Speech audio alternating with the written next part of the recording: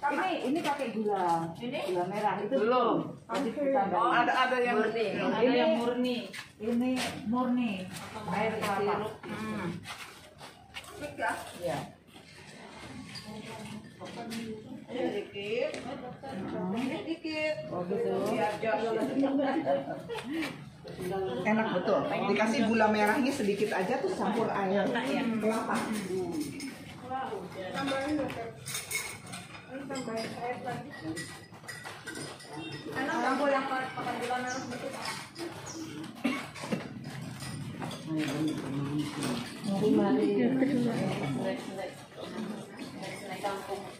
Oh, makasih suster. Makasih. Bikin sendiri juga. Ada ibu yang karyawan sini. Jadi ini sambal pakai ikan, pakai giling, ini ulu.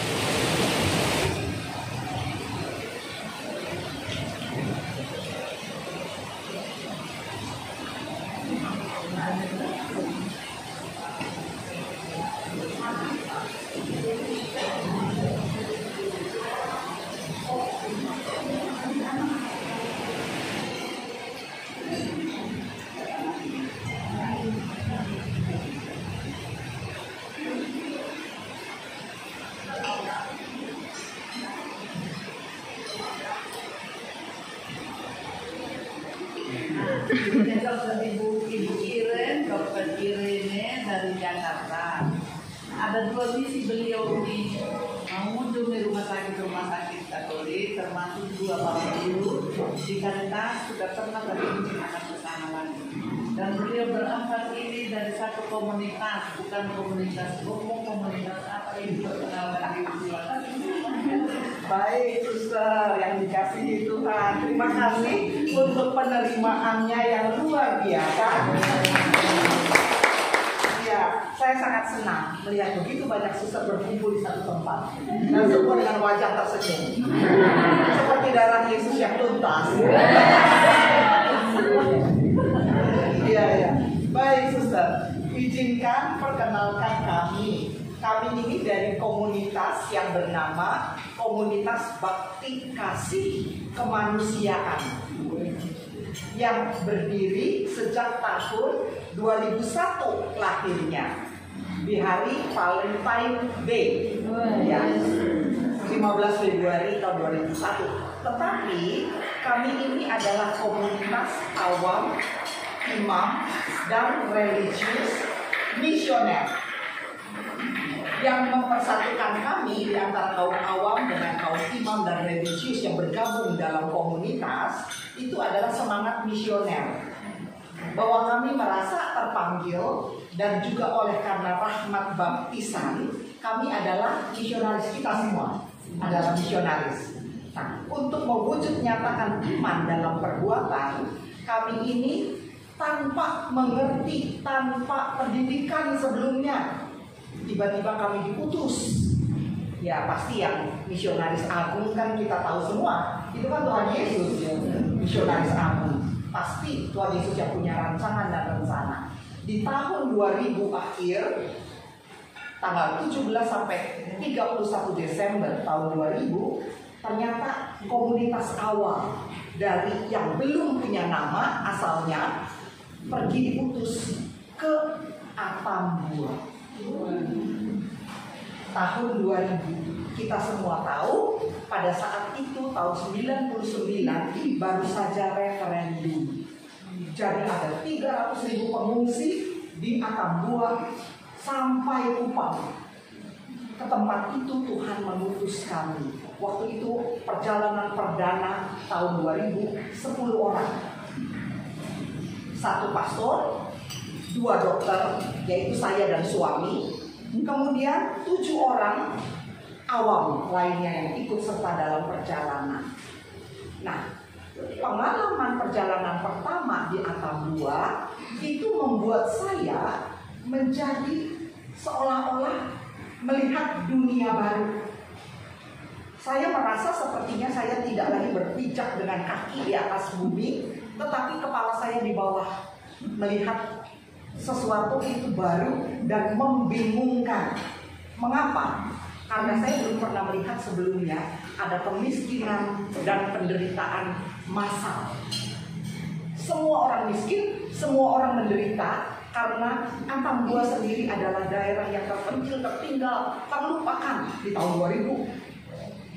Ditambah pengungsi yang adalah betul-betul yang putus harapan dalam segala hal.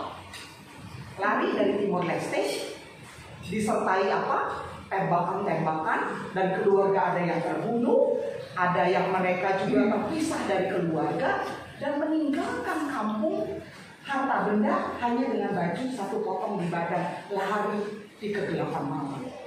Nah, jadi saya biasanya itu mendalami kisah, dan kisah itu saya renungkan dan menjadi satu, seolah-olah Tuhan mau bicara apa. Ini yang membuat saya turning point.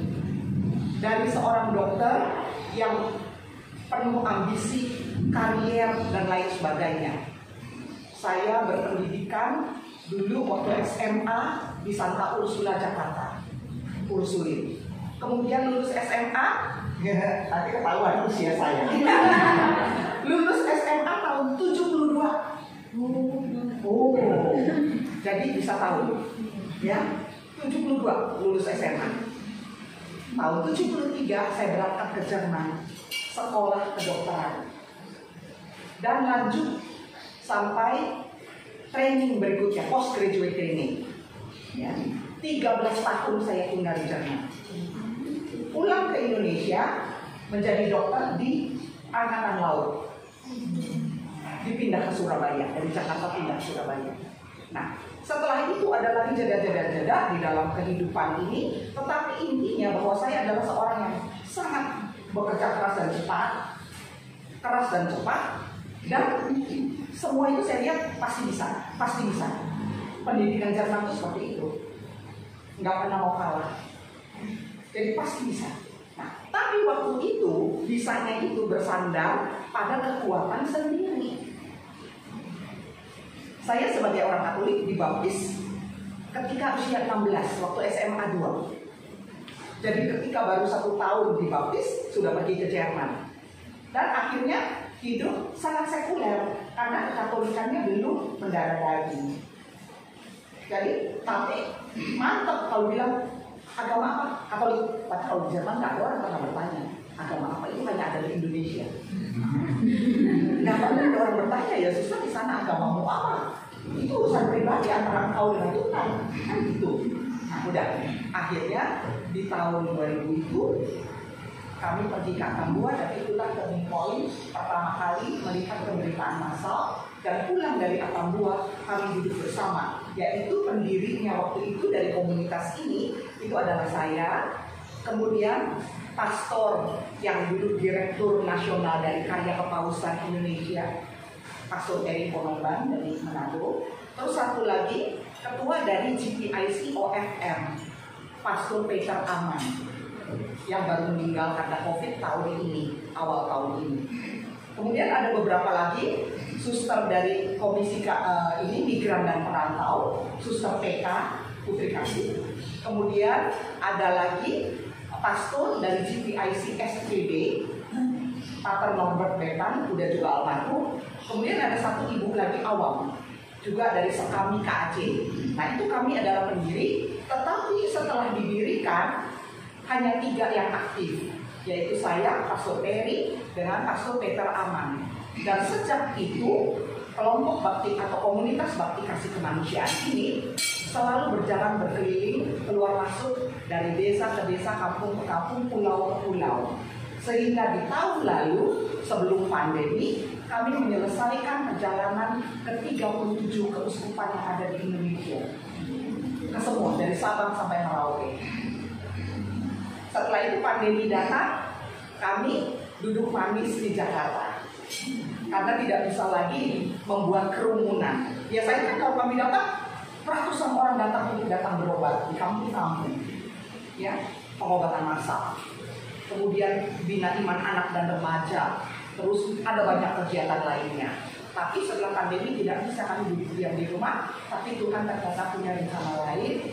Sampai akhirnya di bulan Oktober tahun lalu, saya diminta tolong untuk merevitalisasi rumah sakit milik Keuskupan Pangkal Pinang di Pulau Bangka. Nah, saya di sana 8 bulan sebagai direktur rumah sakit, kemudian saya ditarik kembali, akhirnya saya masuk bergabung di grup manajemen atau grup rumah sakit. Grup rumah sakit yaitu dengan nama Rimaya. Jadi sekarang saya hadir selain sebagai seorang misionaris, tetapi saya juga untuk mencoba mencari tahu, barangkali bisa menawarkan untuk mari kita kerjasama supaya terutama rumah sakit Katolik jangan ada yang mundur atau kolaps, akhirnya mati dengan sendirinya atau dijual. Karena memang misi Katolik adalah hadir di tengah dunia menyatakan kasih Allah bagi yang menderita. Salah satunya adalah bagi orang sakit. Jadi itu kira-kira dari komunitas praktikasi kemanusiaan. Jangan ditanya anggotanya berapa? Anggotanya katakanlah tidak ada. Bagaimana mungkin? Karena kami ini inklusif. Kebanyakan dari kami awam. Ada keluarga, punya pekerjaan, punya ini dan itu. Jadi kapan ada waktu mau bergabung, mari jalan bareng bersama. Kapan tidak ada waktu misalnya, ya tidak ikut bertahun-tahun pun tidak ada masalah. Jadi sangat terbuka dan mari kami katakan kepada kaum awam terutama amati, rasakan, alami bagaimana saudara-saudari kita di daerah yang hidupnya berbeda dari di Jakarta.